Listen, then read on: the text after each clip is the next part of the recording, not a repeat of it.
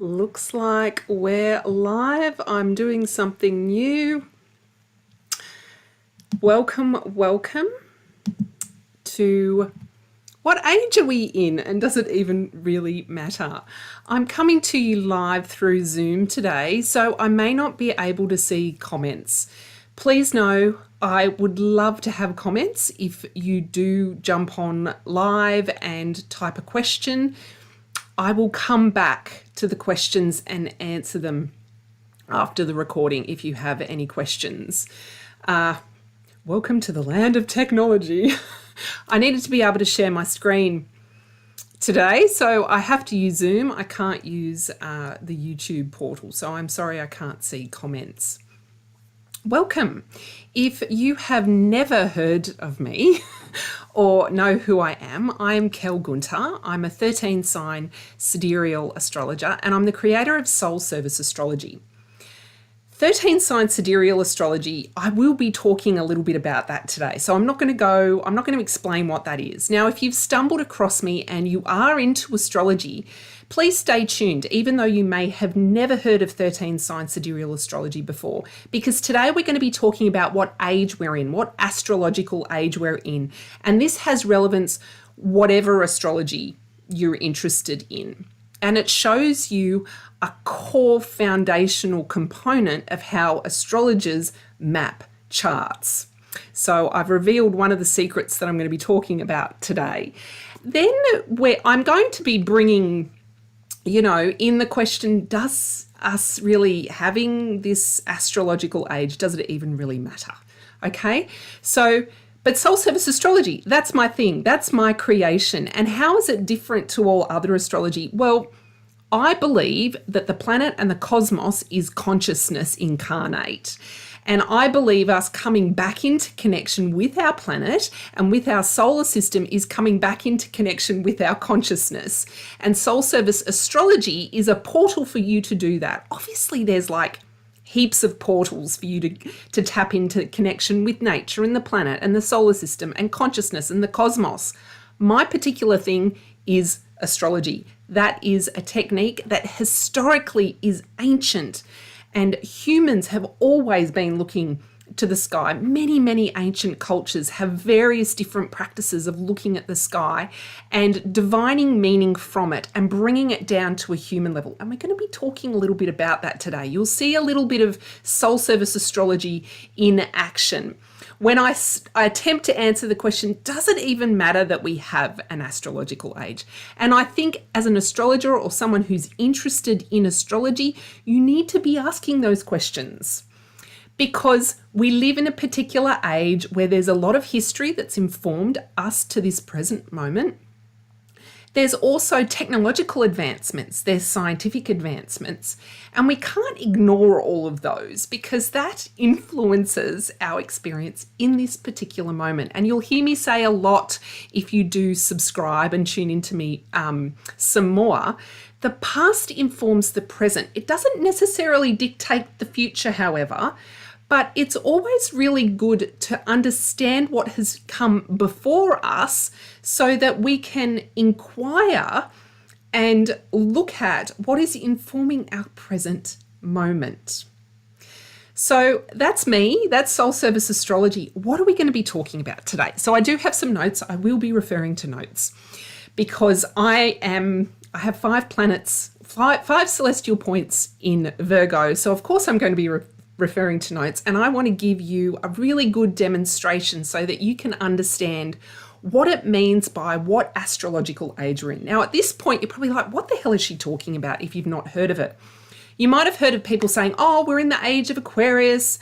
No, we're in the age of Pisces. Oh, no, we're in the age of Aries, right? So there's a bit of confusion about what age we're in. And I got asked this question by a student, and I got asked this question by someone on YouTube. So this is why I'm doing this video. I want to clear up the confusion. Okay, and why are we confused? Because humans, we like to confuse things, right?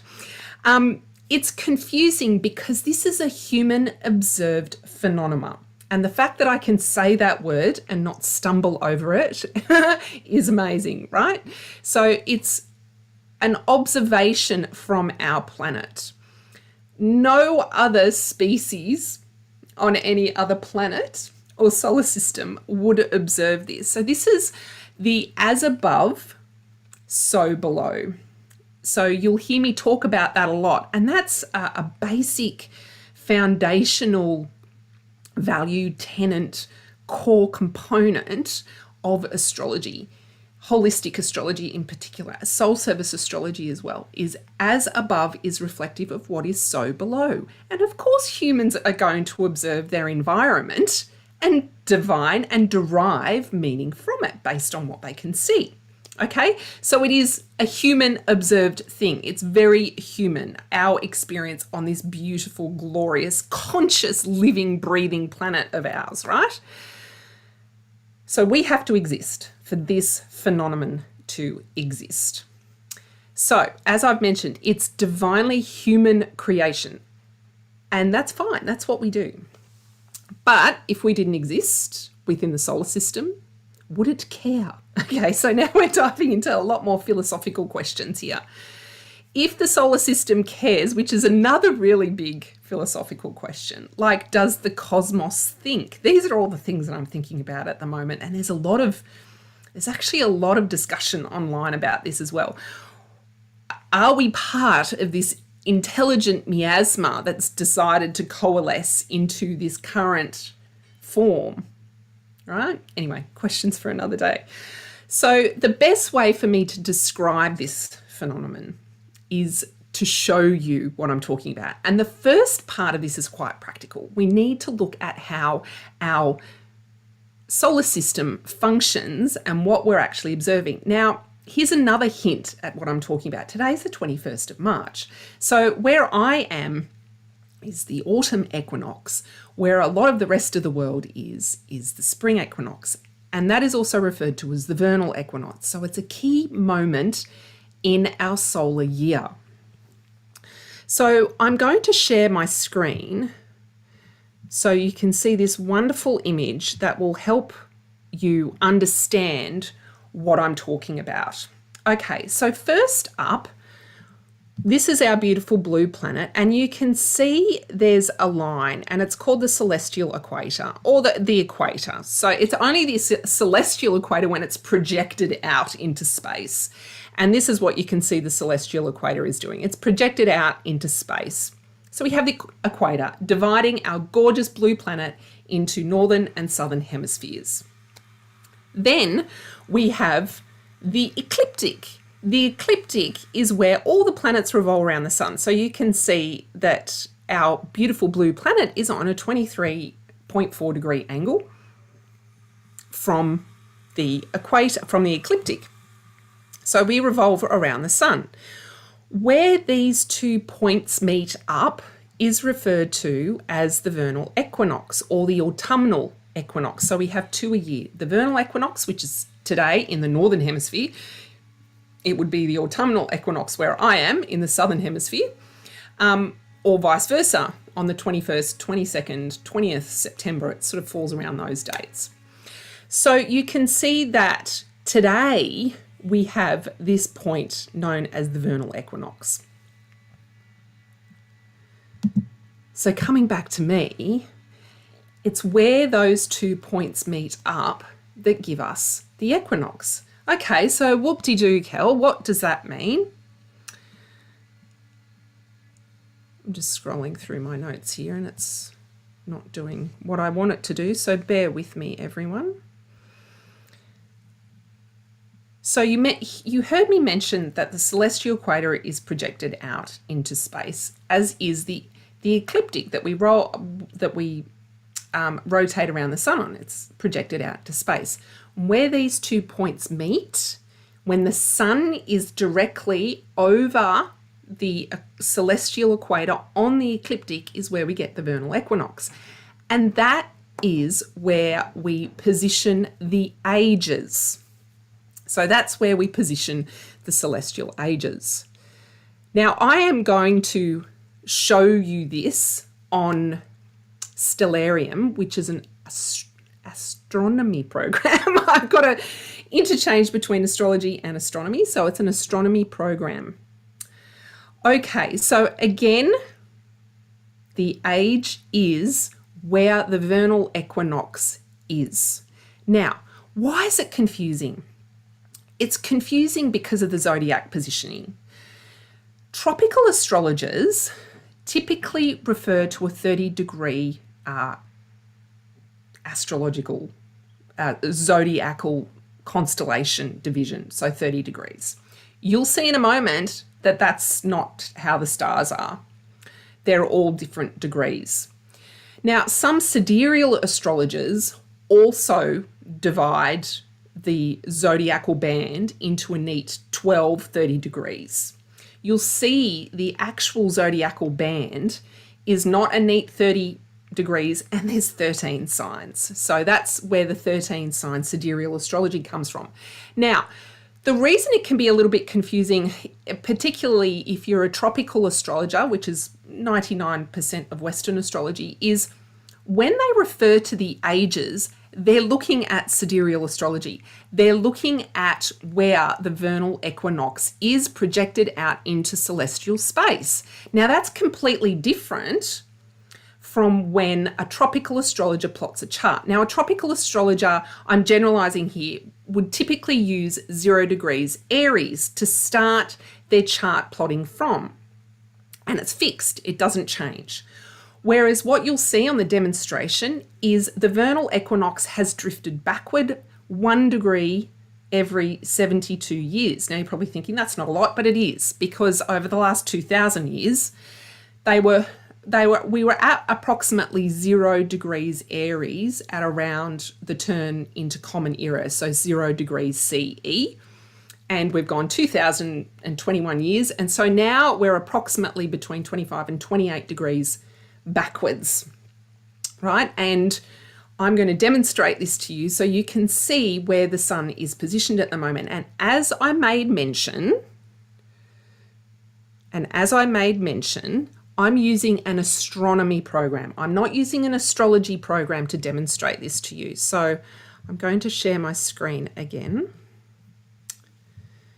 And you should be able to see now where the sun is. So let's have a look at what we can see here. So we can see the red line, that's the ecliptic. And then we've got 0 degrees here, which is the equator.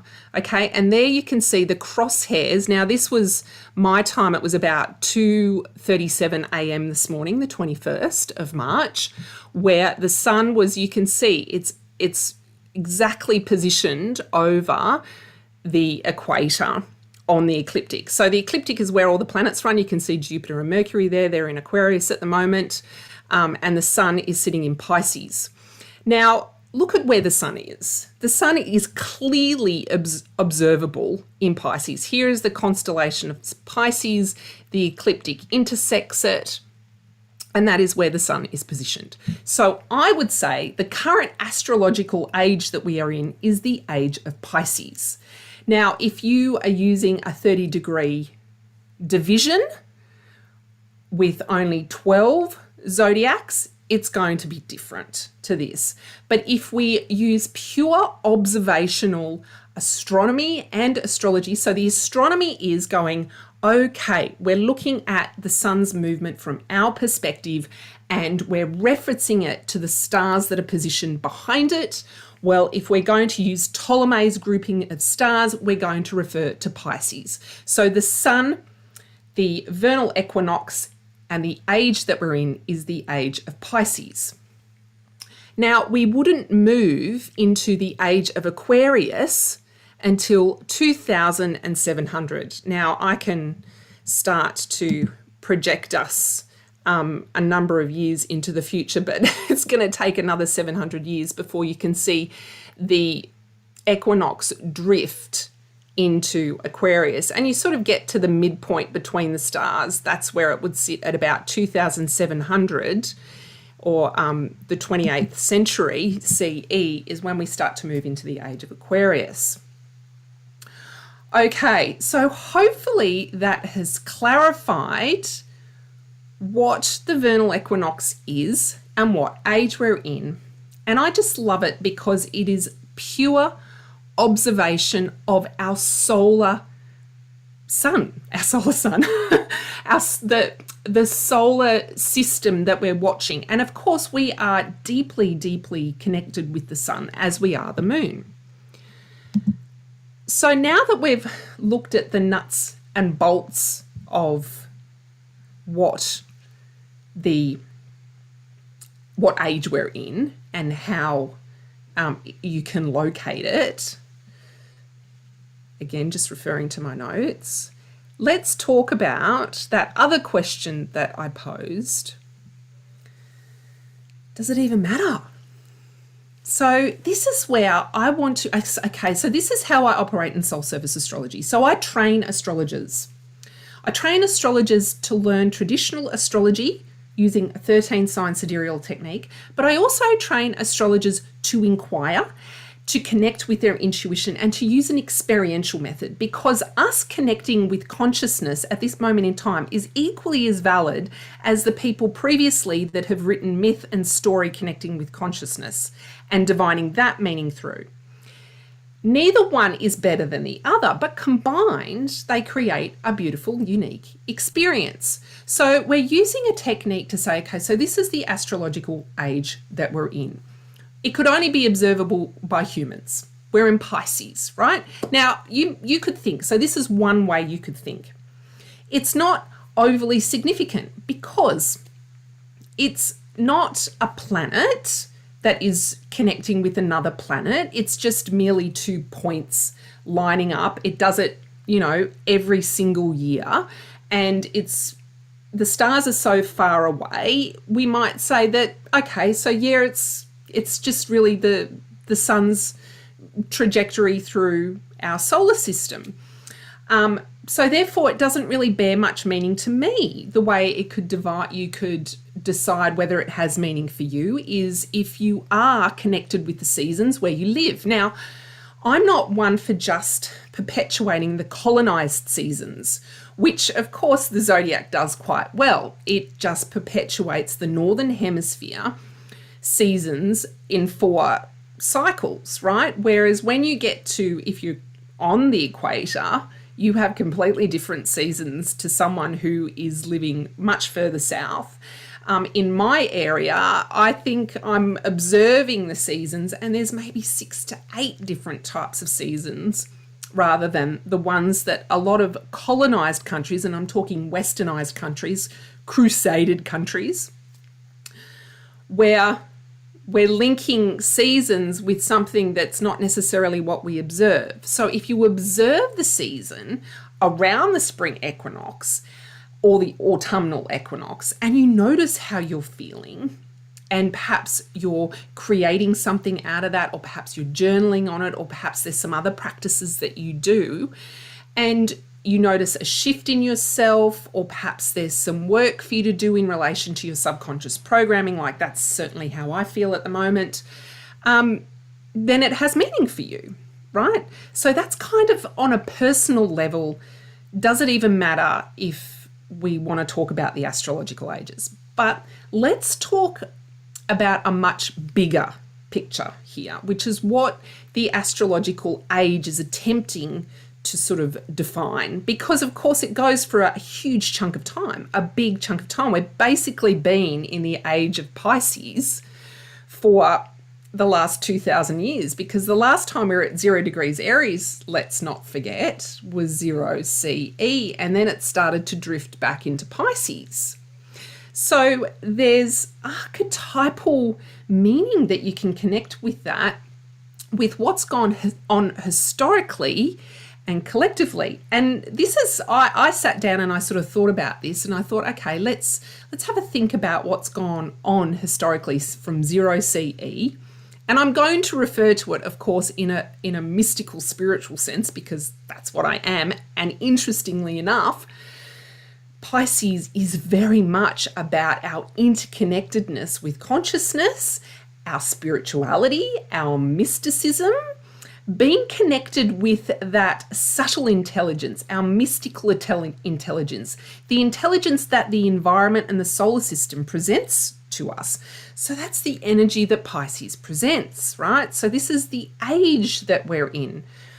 Now, I'm not going to go into a huge amount of detail on the history, obviously, because that's a whole other discussion. But let's have a look at the meaning behind Pisces and it collectively. So first of all, historically from 0 CE, we started to see a lot more Western thought around logic and analytical things and intelligence and using our mind and science. But also at the same time, it was around when Jesus, Muhammad, and a lot of prophets were also starting to blossom and bloom in what is now the Middle East, but back then would have been Babylon, Jordan, near Egypt, in that particular region where there was a lot of thought theory going on, a lot of prophets. And it's come on the back of a very, very long history from Babylon having a pantheon of gods and goddesses, Egypt, which wasn't that far away, having a pantheon of gods and goddesses, then the Greeks having a pantheon of gods and goddesses, and then the Romans also sort of sharing that information and having a pantheon of gods and goddesses. So I'm talking from a very spiritual background now. And there was this deep cosmological connection in the society. The societies were run on the time that was created by the sun and the moon, and people were observing their environment, and that's the types of festivals and observances, is that the right word? To bring into their culture and society. So it was a little bit of controlling culture and society, but it was very much connected to, okay, we've got rain, we've got to plant crops. They were looking at the sun. They were also making predictions for the empire based on what was happening in the sky, of course, like whether they were going to win wars and things like that. But I want to talk more from what was actually happening in the environment and what humans were doing long before we had empires and things like that. So there was this cosmological union. There was this interconnection with the environment. What happened? So it's almost like once we stepped into the age of Pisces, we started to untether ourselves from that interconnection with our environment. We started to say, well, there's only one God. We started to privilege science and logic and the analytical. Not that there's anything wrong with that, says the scientist here, right? So you're probably going, well, Kel, how does the Pisces age fit with what you've just described? Well, perhaps what we're going through the last 2,000 years was the shadow of Pisces, where we've separated ourselves to the point where we have to realise that we've got to come back into this unique, beautiful, wedded, cosmological, ecological connection with ourselves and our planet and our solar system to save ourselves. The planet will survive. The planet has always survived, right? But we are destroying the planet for ourselves. So we've kind of swung too far. So if you think about archetypes, and I think about them as light and shadow, perhaps we went and experienced, we'd experienced that cosmological interconnection, but we hadn't experienced the analytical, intelligent, technological, scientific connection before. So we went the other way. And now we're realizing, oh, okay, we can't keep going down that path. Maybe we need to come back the other way, come back into that connection. In the last, what are we at? We're 2022. So the last 600 and so years of the age of Pisces, could we come back into that cosmological connection? I mean, that's the hope I have. That's why I show up every day, encourage and say, well, could we all come back into our mystical nature, our spiritual nature, listen to the indigenous populations that have this knowledge that we need to privilege the land and listen to the land and listen to the sky and come back into that deeply wedded communion that we have that with everything that is. I think lots of people are feeling that call at the moment. It's almost like we've gotten to the point with after COVID-19, and with what's happening with a lot of the storms and destruction that's happening on the planet. We've got war raging across the planet, a lot of displaced people. Aren't we at the point where it's like, maybe we need to try something different? Maybe we need to look back into our history and let it inform the present and come back into this connection with what we can feel and see, and not just feel with our hands, but feel with our heart, right? So I'll leave it up to you as to whether you think the astrological ages matter. And just to recap, the 3 ways that you can look at it is 1, the length of the days are even, so you might feel more balanced, more harmonious. If you're moving more into spring, you might be the sun is going to start to grow, so you can feel that growth into spring. So that's the vernal equinox. That's where the age is. You can feel into that and let that guide you. The second way is in the northern hemisphere, you're going to get you're going to get much more light-filled days, and they're now going to start to increase. In the southern hemisphere, the light-filled days, this is still the first way actually, light-filled days are going to start to decrease. So it might be more time for shadow work and inner reflection. Okay, then you can look at it the way I explained it initially, which is looking at the archetypal quality of Pisces and seeing what's happened historically and feeling in what's happening now and going, are there parts of our history, are there parts of me that I can feel into in a deeper way to change how I behave and to come back into a more of an interconnected state? And the first step to do that would be to just observe the equinox and notice, okay, the days are pretty even at the moment. Which way do I feel like I'm going? If I'm in the northern hemisphere, maybe I'm excited about there being some more warmth and light-filled days. If I'm in the southern hemisphere, maybe I'm a bit excited about having a bit more of a rest and going on an inner journey. So that's how you can use the vernal equinox, and that's how you could use the age. And that's what matters to me in relation to astrology. It's how you interpret it. You can use the traditional information, you can use the historical information, but feel into it. Does it feel right to you? Does it feel dogmatic? Does it feel like it's been programmed by a previous historical event? Like, I come into this as a white Western woman knowing full well that I have privilege and I've been programmed by a colonized country.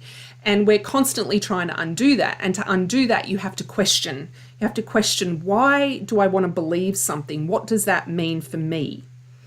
So I did this, what age we're in, on the 21st of March to demonstrate to you where the astrological age is, and also where the 0 point is for all our birth charts to be constructed from, if we're really referring to where the planets are moving through, with an observational astrology, with an ecological astrology.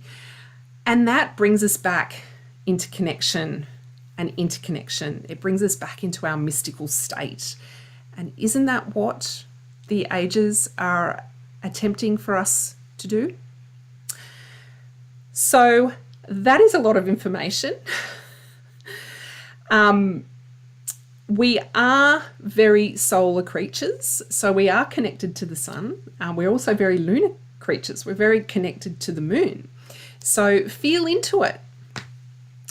My question, my way of interpreting it is not necessarily the same as your way of interpreting it. So I'm just double checking my notes. What I might do is I might include some of these notes in the YouTube that will remain on my page for you to come back to, and you can have a little bit of a read of that. I think I've covered everything. So thank you for watching. If you do have questions after seeing this, please pop them below. I will attempt to answer them. If I don't know the answer, I may go and find out for you, or I'll just say I don't know. And don't forget to subscribe to my channel. I'm going to have more of these interesting lives and or recorded videos asking some of the more out there questions in relation to astrology, connected with our observation of it. And if you did want to work with me, you can go to kellygunter.com. Of course, I do birth charts. I do a recorded birth chart, or I do a full one-on-one session where we meet online. And then I have a membership community, which is a paid membership community called Eco Alchemy. It is geared for you to come back into ecological connection with yourself, to follow the lunar cycle, the solar cycles, and the cycles of the planets, and to learn more about your 13 sign sidereal astrology chart. Plus, it's a community, so you get a community of people that dig hanging out together. So check out kellygunter.com. Don't forget to subscribe, and I hope you have a glorious, glorious day. Thanks for watching. Bye.